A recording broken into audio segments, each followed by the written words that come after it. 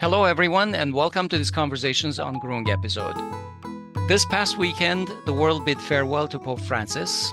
Armenia was represented at the funeral by President Vakan Khachaturian, Catholicus of all Armenians Karakin II, and Catholicus of the Great House of Kiligia Aram I.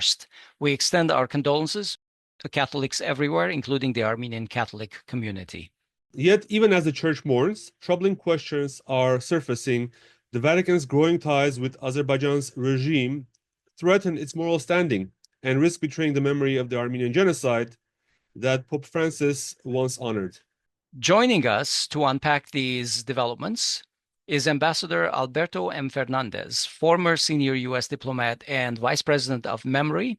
He recently sounded the alarm in a very important article about a Vatican-hosted event bankrolled by Azerbaijan, an event he warns is part of a much deeper crisis.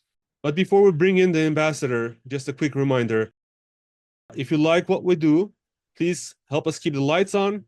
Head over to podcasts.groong.org/donate to support us through Patreon or buy me a coffee. It would be much appreciated. And if you can't chip in right now, no worries. You can still fight the algorithm on our behalf. You can comment, you can like, you can share our shows with your friends on Substack or YouTube or Facebook or Twitter or Instagram, on every social media platform. It makes a big difference, a bigger difference than you think. So we appreciate all of the activity and all the participation that you bring to our shows. All right, on with the show. Ambassador Alberto Fernandez, welcome to the show. Thank you. It's a pleasure to be on with you guys. Pleasure's all ours. Ambassador, today we'll talk about your article on the Vatican's cooperation with Azerbaijan and how religious diplomacy is being used to erase the ethnic cleansing of Armenians of Artsakh. We'll also discuss the muted reaction of world powers on April 24, the Armenian Genocide Remembrance Day this year. Finally, we'll touch on the Trump administration's policies on Iran and the Middle East and how they might be affecting Armenia. So we really appreciate you joining us to help break down some of these urgent and difficult issues for us. Thank you so much. It's great to be here and to have a dialogue with you gentlemen on these important issues is for me an honor. Ambassador, on April 10, the Pontifical Gregorian University in Rome hosted a conference designed to whitewash Azerbaijan's ethnic cleansing of Armenians from Artsakh. Though it was billed as an academic event, it exposed, in our opinion, how religious diplomacy can be used to legitimize authoritarian narratives. And you wrote a sharp critique of the event, warning about the dangers when moral authority is compromised like that. The article, titled Azerbaijani Conference at Vatican University Spurs Armenian Outrage, was published in the National Catholic Register and will be linked in our show notes. But to begin, Ambassador, can you walk us through the key points of your article on the Gregorian Conference and why you saw it as such a serious diplomatic failure? Well, I was struck by it. Of course, I am myself a Roman Catholic, and I'm a frequent writer for the National Catholic Register, and I often write on issues related to the Church in the East, not necessarily the Catholic Church. I've written a recent piece on the Assyrians, for example, 10th anniversary of the Assyrian hostage crisis at the hands of the Islamic State of ISIS. So I'm always very interested in what is happening with the Christians of the East, Armenians and non-Armenians, Arab, Syriac, and others. So this is something I follow very closely. And I was struck when I saw the coverage of this conference. I saw the Armenian reaction online.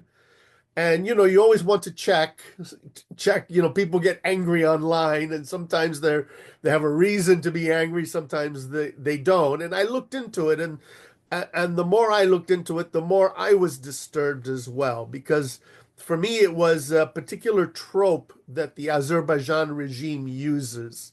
It's, as I said, it's part of a broader effort of a kind of propaganda.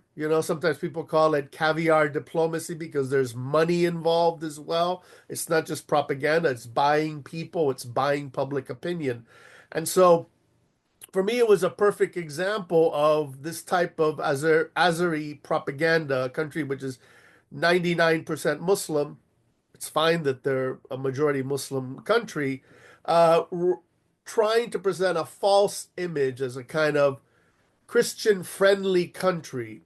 Now, we all know, why are they doing this? They're doing it because of the other image that they have, that this is a regime that persecutes Armenian Christians, not just in Artsakh, Nagorno-Karabakh, that's a recent thing, but going back decades since the formation of after the collapse of the Soviet Union, the beginning of the Republic of Azerbaijan, and pogroms against Armenians in Baku, and the ethnic cleansing that happened. So there's a track record, and for me, it was such a perfect example of what we see in the non-religious space, which is kind of the Azerbaijan government using diplomacy and money to basically buy a false positive image of itself. This is a kind of the religious version of what we see happening in other fields, fields related to politics or sports or business or whatever. It's interesting you mentioned that you're interested in Eastern churches. One of the main church officials present at the conference was Cardinal Claudio Gugerotti, who is the head of the dicastery for the Eastern churches, and he was touted to be an Armenologist. So many Armenians were even doubly hurt because of his closeness to Armenians before. The Vatican responded that it's simply rented a room without endorsing a message. How credible is this excuse, in your opinion? Look, I don't buy it at all. First of all, you mentioned Cardinal Gugerotti. I mean, I believe he was actually a Vatican diplomat in the Caucasus, I think in Armenia and Georgia, or Yes, worked that's on right. Armenia and Georgia. So at first, what I assumed that it was stupidity, ignorance. You know, Westerners, they don't know a lot about these Eastern groups, and the Azeris drag out this fantastic story of the Uduli Albanian church and all of this, and Westerners are not that knowledgeable about the complexities of the East. So it would be easy to say, I wish it would be easy to say that it was just sheer ignorance, right? But the fact that Cardinal Gugerotti had a connection to it, the fact that if anybody should know about other churches, it's the Vatican, right? And the Gregorian University is a university which trains what? Trains priests. It's not some like secular university where people are studying frisbees and sports medicine, and they have no idea what's happening outside the United States, right? So for me, that raised troubling questions about kind of the motivation, because ignorance was not the easy excuse. Somebody had to sign off on that. Somebody had to approve that at the Gregorian University and above the Gregorian University. And the fact that, for example, one of the participants was the Catholic bishop in Baku means that there was, who, by the way, posted on their, diocesan website. It has one parish in Baku. It's Hmm. a tiny, tiny community. Means that these are not people that are ignorant about the outside world, right? There was a kind of an intentional effort to if not outright deceive, at least to confuse. And so I think it's unfortunate that they were not, I think, more honest about what happened. Let's talk about the intentionality of it a little bit more. So the Catholic Church has long tried to unify doctrine with the Eastern Orthodox churches. This dialogue has been going on since the Second Vatican Council between 1962 to 1965, which emphasized the importance of Christian unity. While this sounds good in theory, and I'm all for it, many Armenians and many Eastern Christians see this, approach this with some caution, and see this as an effort by the Vatican to actually absorb smaller churches. Given this history, and unfortunately, what happened at the Gregorian universities fueled some of these, doubts. Do you believe that there was something more than caviar essentially involved in these negotiations? Do you believe that this is somehow a policy being pursued by the some arm of the Catholic clergy? I don't. I tell you why. I tell you why I don't. I'll tell you why I don't believe it. If that was the case, surely the Vatican would be strongly on the Armenian side, right? They would not take the side of an imaginary Azeri regime invented narrative, right? They would be on the Armenian if they were Machiavellian, right? If what you're describing is kind of a clever way of absorbing the Armenians, and if that was the case, they would have been on the other side. Because what they did is they enraged Armenians. They enraged, as you know, the clerical leadership, not just in Armenia and in Beirut, in the West as well, the Armenian archbishops in the West as well, also the Catholicosate of Kilikia, etc. So there was great anger from the religious leadership, as well as others, as well as civil society and public opinion as well. So I don't buy that part of the conspiracy theory. I think unfortunately corruption for me seems a more plausible reason. Maybe corruption and somebody's stupidity, although the fact that they didn't know anything, I find that hard to accept. But that's the reason that I don't accept your premise. Now, does the Catholic Church want others to become Catholic? Of course. And I personally, on a philosophical level, I have no problem with that. But that's different than, you could say evangelization, that we should be as one, right? That we should find ways to draw closer together. That's a very good thing. Take over and absorb. That's, there of course are Armenian Catholics, as you know. There's a uniate, Catholic Church, which is in communion with Rome. But we also see other examples. For example, I mentioned the Assyrians. There used to be a huge gap between the Assyrian Church of the East and the Vatican. That has been completely or almost completely erased without the Assyrian Church of the East being absorbed by the Vatican. You have Chaldeans. Chaldeans are Assyrians in communion with Rome, but the patriarch of the Assyrian Church of the East visited Pope. There is even, under certain conditions, shared communion allowed, which, as you know, is a very, very important thing for us and for you, right? We don't want outsiders who are not in communion with our church to take communion. This is not right. So I guess what I mean is there are ways to draw closer together, and there are ways to share without being absorbed. And what I would hope is the Vatican would have wanted to draw closer to the Armenian Apostolic Church without wanting to take it over. And if they wanted to do that, siding with stupid, crazy Azeri propaganda seems like the wrong way to do that. Yeah, I certainly hope you are right, because like you said, the strategy would essentially, this would be a result that we can say it has backfired. But we do hear inside the Armenian community, both in the Republic and the diaspora, that this was maybe an effort on the part of the Vatican to weaken the Armenian church by dividing it, and to try to, some say, cannibalize the church. So we hope that what you're saying is actually no, I see what you mean, and that who knows what's in people's hearts. Mhm. I just think if that was the plan, it was, as you said, it backfired. It was a particularly clumsy and not well thought out plan.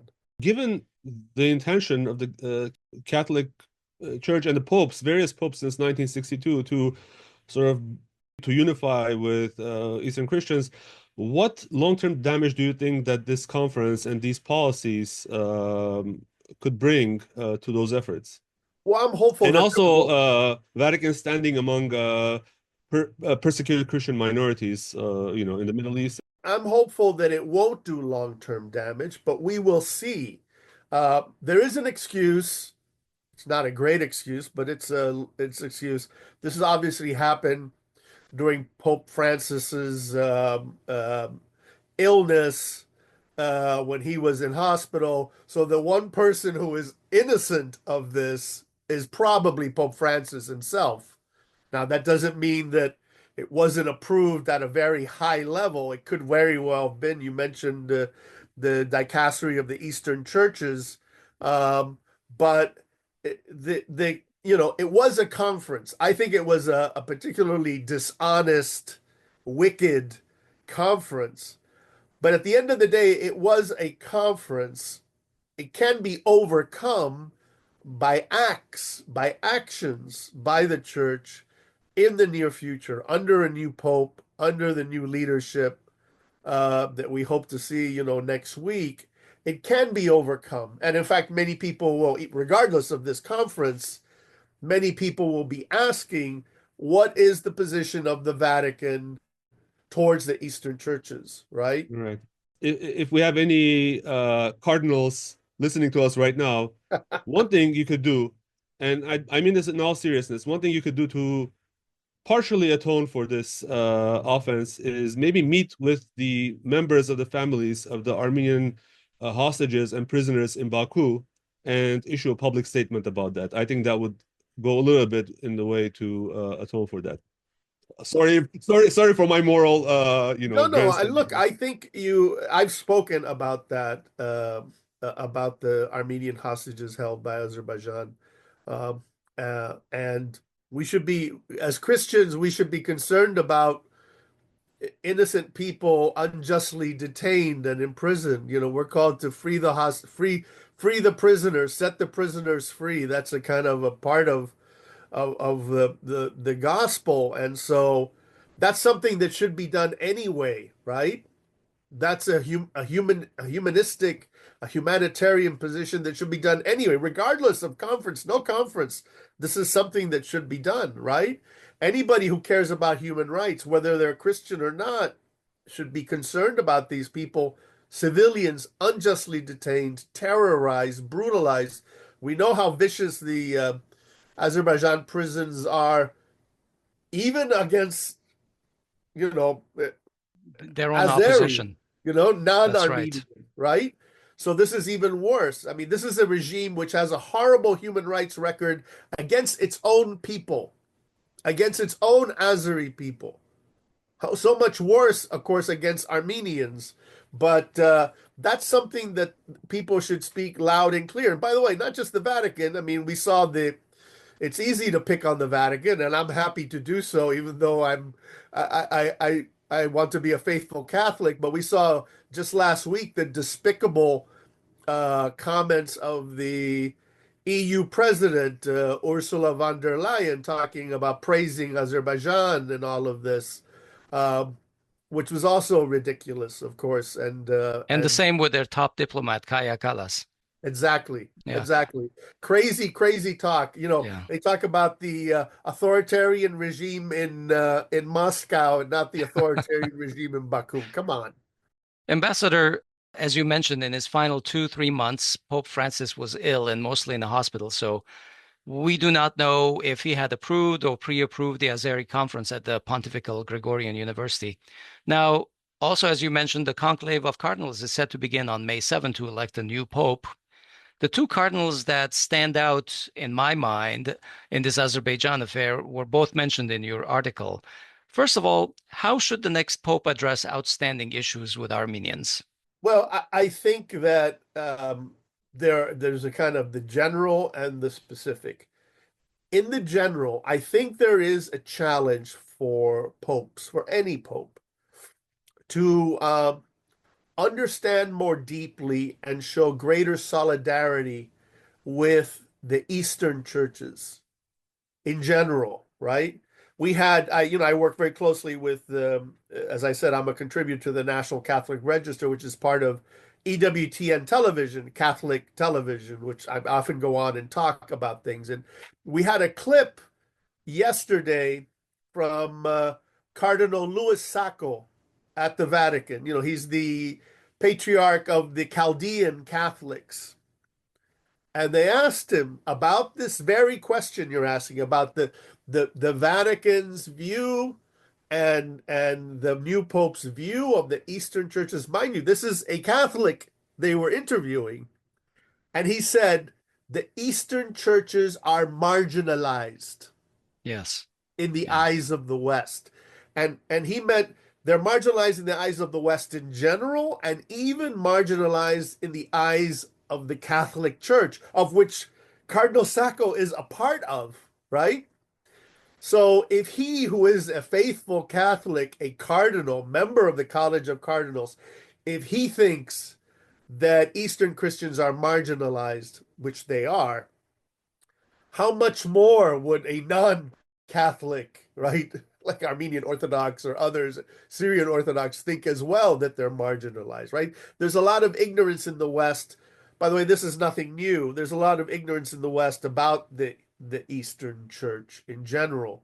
Uh, some, like Pope Benedict XVI, specifically tried to, at least in his comments, tried to address that. He talked about the other lung of the church, that the other lung of the church was the East, and the treasuries of Eastern Christian, uh, literature and all of this heritage that we have, the doctors of the church uh, from the Eastern Church, including one Armenian doctor of the church, and the Catholic Church is recognized as one of the doctors of the church. My fear going forward, though, so there's a kind of there's a general need to respect and know more about the East, but my fear specifically when it comes to Armenia and the Armenians is actually what you just mentioned when we talked about the EU, and that is that a new pope will be too involved in what used to be called Ostpolitik. Are you familiar with Ostpolitik? A little bit. You know, that was the outreach of the Catholic Church to Eastern Europe, to the Soviet Union, to try to kind of help the condition of Christians behind the Iron Curtain. But in many ways, it wound up helping the communist regimes at the expense of the Christians. Mm. So we see that today, for example, in the controversy about the relationship between the Vatican and China, right? That's The right. Chinese regime and its treatment of Christians and of Catholics. My fear, God forbid, is that a new pope comes in, and this pope maybe is a diplomat. And by the way, both of the cardinals that you mentioned, that you referred to, are both former diplomats or veterans of the Vatican diplomatic corps. That they will care more about diplomacy with regimes, which would mean the regime in Baku, Right.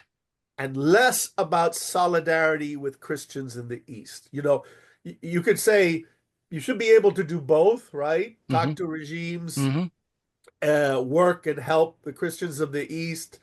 But what often happens is what we saw in the years of Casaroli in the 60s and 70s, and the East politic, was that all too often relations with relations with the churches were sacrificed in order to get a better situation with regimes. Right. I don't know if you're familiar that Vatican II in 1962, there were supposed to be representatives from the Russian Orthodox Church, and the Soviet government said yes, but actually they said no. And they made a deal that they would not criticize Vatican II, and in return, but they would not let any Russians go. So it's a perfect example of where the church's relationship with the regime was protected at the expense of the Christians on the ground. So this is what I would hate to see. So as I said, there are two issues. We need a greater rapprochement between the Western Church and the Eastern Church in general. And we need to avoid the trap of thinking that if we make nice with this dictator or that dictator, it will improve the situation of Christians on the ground. That's certainly not true when it comes to Azerbaijan. How would the theological orientation of the new pope affect the Vatican's policies, um, for the incoming pope? And I'm not an expert on the Vatican by a long shot, and I know of these trends in very modern terms like liberal versus conservative, which I guess can be applied to politics, can be applied to theological leanings. But how would this affect how a new pope takes things forward? That's a good question, but it's so hard to tell. I'll tell you why. Because a new pope, like a president, like a whatever, uh, is going to have a massive array of issues to deal with, and they're always going to face the challenge of all statesmen, of all leaders, of what do I prioritize, right? What is the burning issue for me? Um, for example, you look at Christians of the East. Uh, for many in the West, the Armenian question is not the burning question of the Christians of the East now, right? There are other issues. The Christians of the Holy Land, right? Under the threat of war, of extinction, of immigration, the communities of Christians in Lebanon and Syria under threat. Uh, so there's a kind of tyranny of the urgent. So that means that all too often what happens is other things will be sacrificed for things which don't seem quite as urgent. That's why when the Azeri regime imposed its genocidal blockade on Artsakh, it was a horrible thing, but in a way it was a smart thing that they did, because they knew that if they went in it was an outright war of going in, killing people, blowing up churches and all of that. It might have provoked a reaction in the West. It might have. It might not have. So they decided to use this kind of sadistic, slow motion squeezing of the population, thinking that kind of low grade kind of Degradation of degradation, living conditions. they Yeah. can get away with it. They can get away with it more. And I think they were right. Hmm. You know, you saw the ridiculous statements coming in the West about, oh, there's no, there has to be a political solution and all of this, ridiculous stuff that was said in the West, including in the Biden administration. They outsmarted the Westerners who were not that engaged. Why? Because they were more engaged about things happening elsewhere where there actually were bombs dropping and actual fighting was. Ukraine, Russia, and things like that. Exactly. Yeah. You alluded to this a little bit, or we touched upon it a little bit. This April 24 marked the 110th anniversary of the Armenian Genocide Remembrance Day, but the silence from many world leaders was deafening. And to our own dismay, the Armenian government itself has deprioritized genocide recognition, and leaders from the US and EU, offered weak and censored statements. So after the ethnic cleansing of Artsakh, which many Armenians see as a continuation of the Armenian genocide, the parallels between the past and present are harder to ignore. So I wanted to, maybe you can tell us a little bit more about,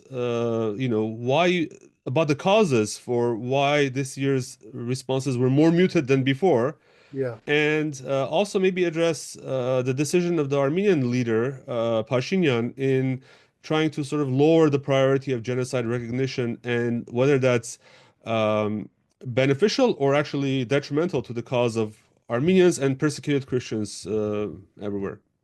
Well, I think, of course, the downgrading or soft pedaling the genocide, of the Armenians and others, the Syriac and Pontic Greeks and the Lebanese of Mount Lebanon, the so-called Kafno, the mass starvation that happened in Lebanon, all of them caused by the Ottomans.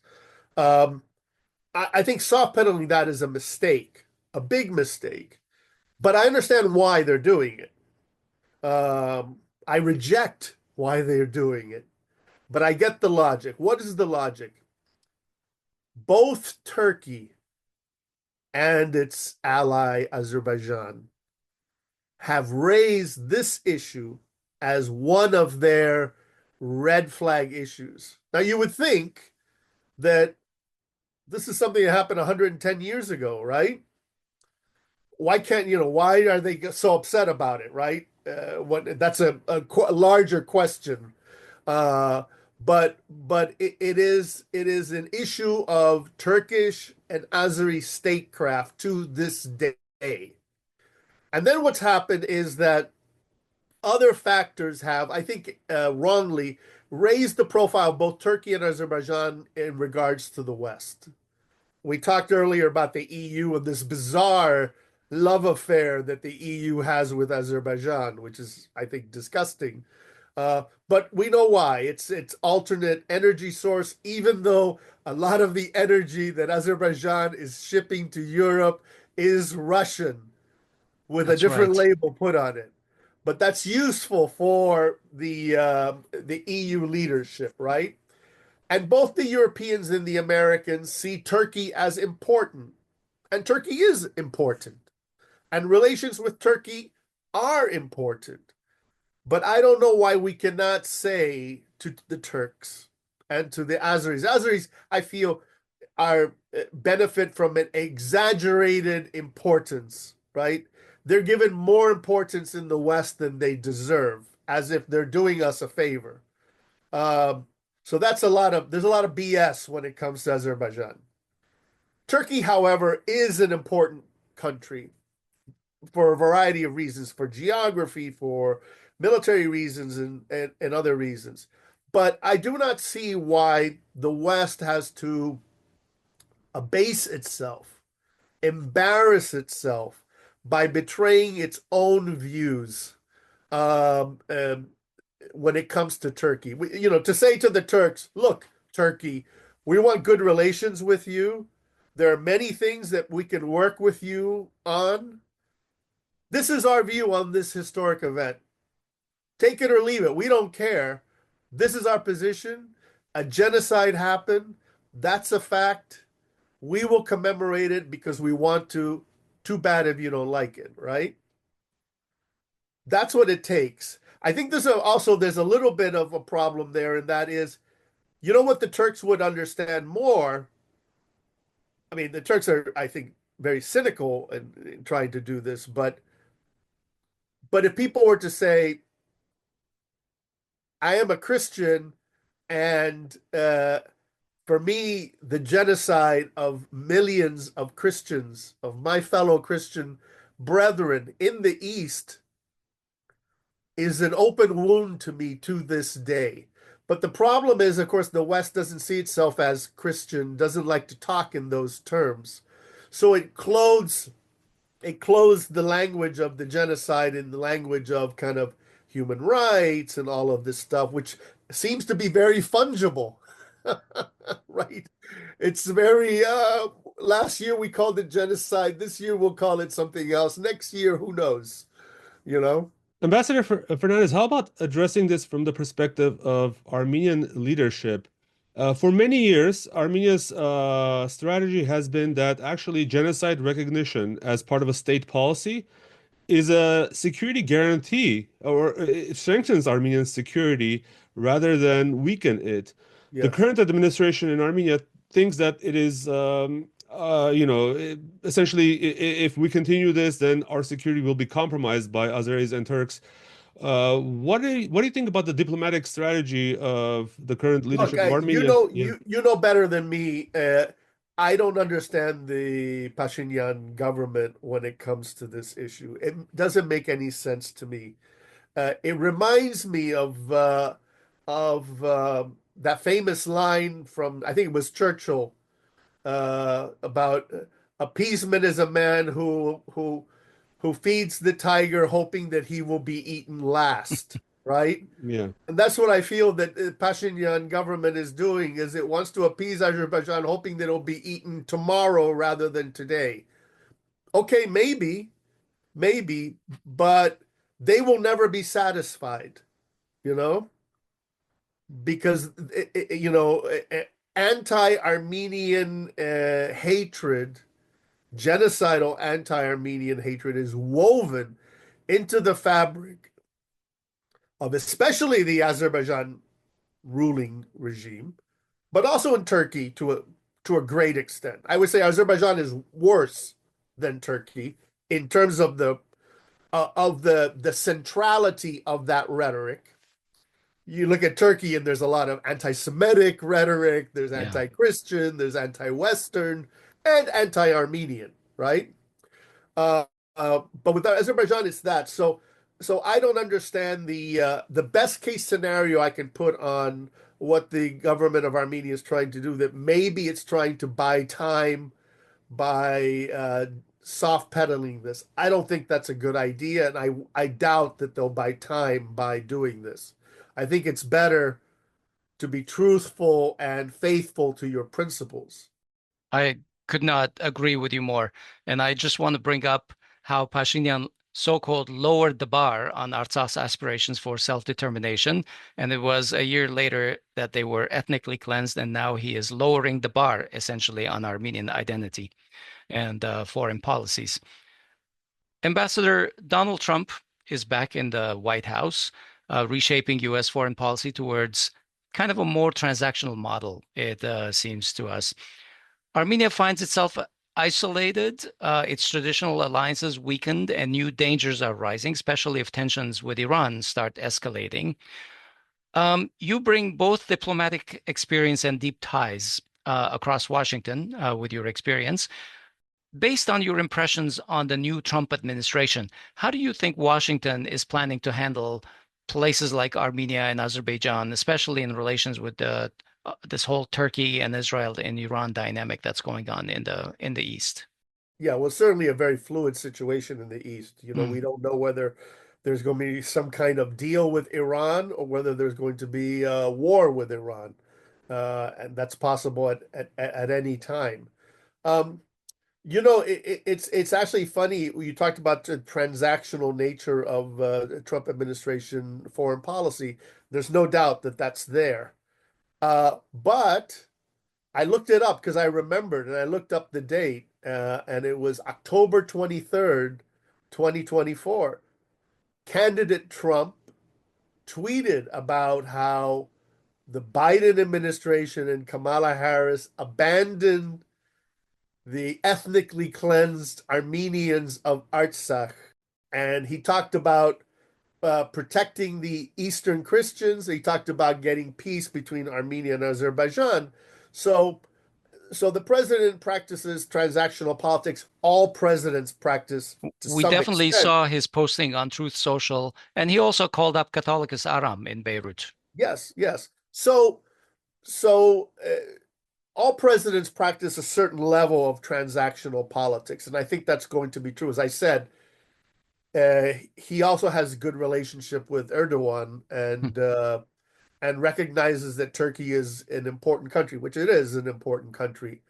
But you have a track record. You've stated that you care about the Christians of the East, that you care about the Armenians. You're going to have to decide.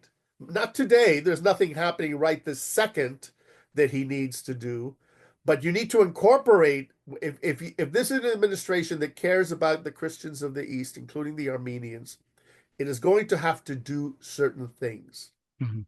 such as ensuring the protection, the defense of an independent Armenia within the borders of the Republic of Armenia. That's the least. That's the very least an American administration that cares about these things. We're Right. not the United Kingdom. We're not the UK, which betrayed Armenia for the sake of BP's investment in Azerbaijan. That's what we say, but we have to prove it, right? We Yeah. have to prove it not just by words, but by deeds. The visit by Zelensky, that infamous White House fiasco, of course, has been covered, but one little sort of neglected aspect of that whole thing was when Trump claimed that he stopped the war between two smaller countries, still big, but it could still be big, but two smaller countries.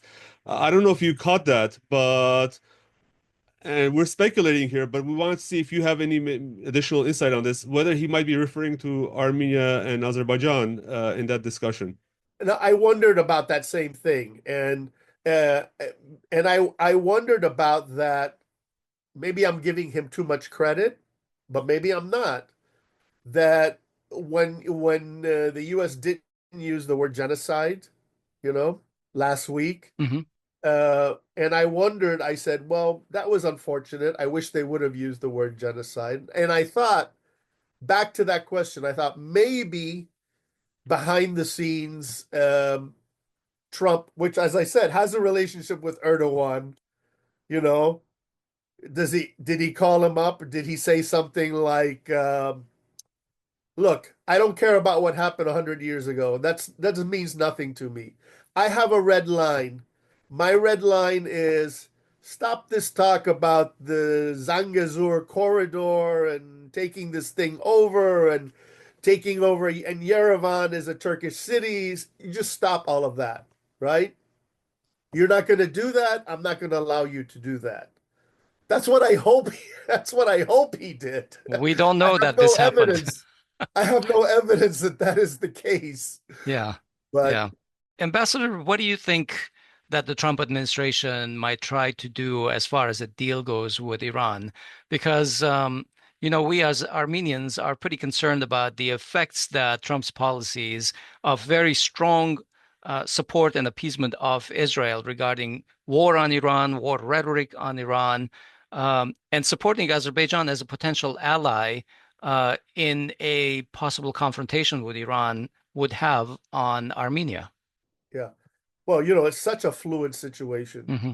Uh, there are two tendencies. Number one, and I think it's very much to Trump's credit, he has this persona which some people love and some people hate, uh, but he truly wants to be a peacemaker. That is an honest thing about him, and I think it's very much to his credit.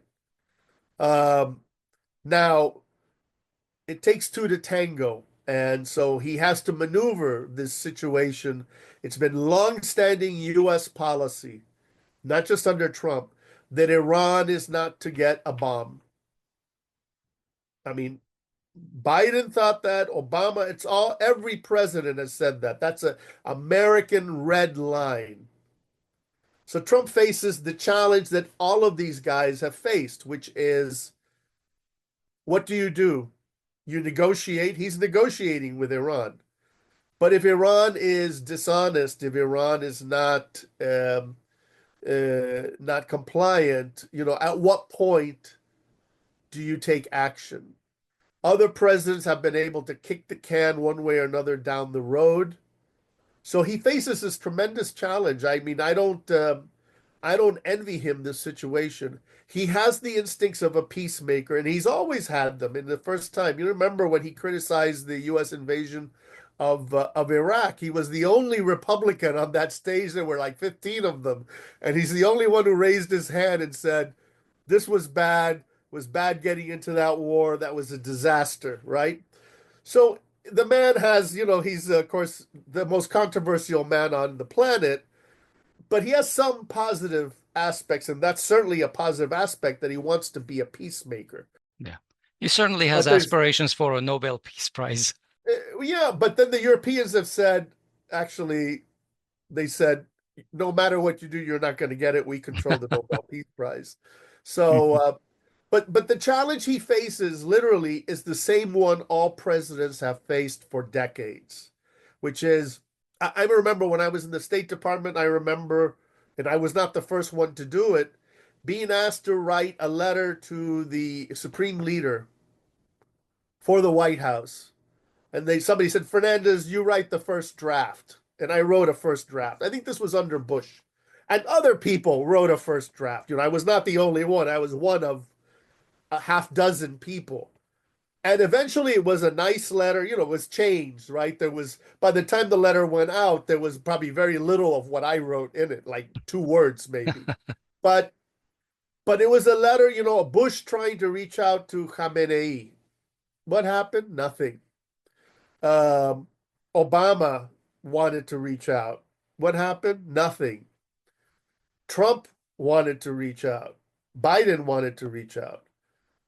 So Trump faces a real problem. He wants to make peace. There's no doubt about that. But how do you do it? How can you pull it off? That's the question. And when does the temptation to take kinetic action, to take military action, becomes too big?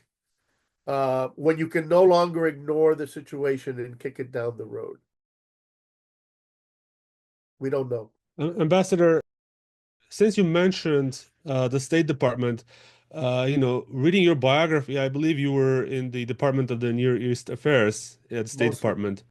And Armenians have had such a not a good experience with that department, because that has been the department for denying the Armenian genocide, or trying to not acknowledge the reality for all this time. But given and of course we know that there's this perceived conflict between the deep state and Trump, and State Department is part of that. Do you think that Trump's policies, I mean, I don't want to go too off topic, but how do you think that the diplomatic corps in the State Department, especially in those departments, might change? Or do you think that there's I guess there's a historical gravity that won't be affected by the administration no matter what? There are very ambitious reform plans for the State Department, which Secretary Rubio unveiled last week.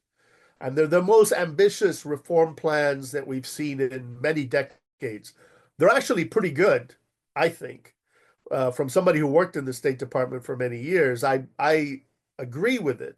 I think the larger problem when you talk about Armenians, you talk about the Near East Bureau, has nothing to do with Democrat or Republican, has nothing to do with Trump or not Trump. There was for many years, and there still is to a certain extent, a built-in mindset in the NEA Bureau, which is soft on Arabism. And I would say often soft on Islamism also, on political Islam, right? So anything that is seen as not Arabism is downgraded. So for example, the question of the genocide, the question of religious minorities, or even ethnic minorities like the Kurds or others, or the Amazigh people in North Africa. Those are all subordinate to the idea of our relations with these regimes whose principal ideology is Arabism, right? Which is Arab supremacy over the non-Arab. I mean, when I served in Syria, there are many Armenians in Syria, and I had many Armenian friends in Syria. But the official ideology of the state was Uruba. It was Arabism. We had a funny little story I'll tell you. We had an American poet that came to visit. I was the head of the cultural and media office of the embassy. And this Native American poet, American Indian poet came, and she's meeting with Syrian poets, but regime people. And she said, in America we have Native American poets, and we have African American poets, and Latino poets and stuff like that. And she said, you must have great diversity in your country because there's so many diverse groups here. And her Syrian interlocutor said, no, it's all Arab. There's only Syrian Arab poets. Nothing else exists. So this is the problem with the NEA Bureau. They are captives of Gamal Abdel Nasser, the long dead Gamal Abdel Nasser. Interesting. That's a problem. And the ones that aren't captive to Nasser are captives to the idea of the Muslim Brotherhood as a type of, vaccine against jihadism. Take a little Islamism, and that cures the jihadism problem. All right, then. We're going to leave it there for today. Thank you very much, Ambassador Fernandez, for joining us. We appreciate your insight. Thank you so much. I enjoyed Thank it. All you. the best. We'll talk again, I hope, in the future. Certainly. That's our show today. This episode was recorded on April 29, 2025. We've been talking with Ambassador Alberto M. Fernandez, who is the Vice President of the Middle East Media Research Institute, MEMRI. That's MEMRI.org, and you'll find all the links in the show notes. He's also a former U.S. diplomat with over 3 decades of service. From 1983 to 2015, he held senior posts across the Middle East and Latin America, including as U.S. ambassador to Equatorial Guinea, chargé d'affaires in Sudan, and coordinator for strategic counterterrorism communications at the State Department.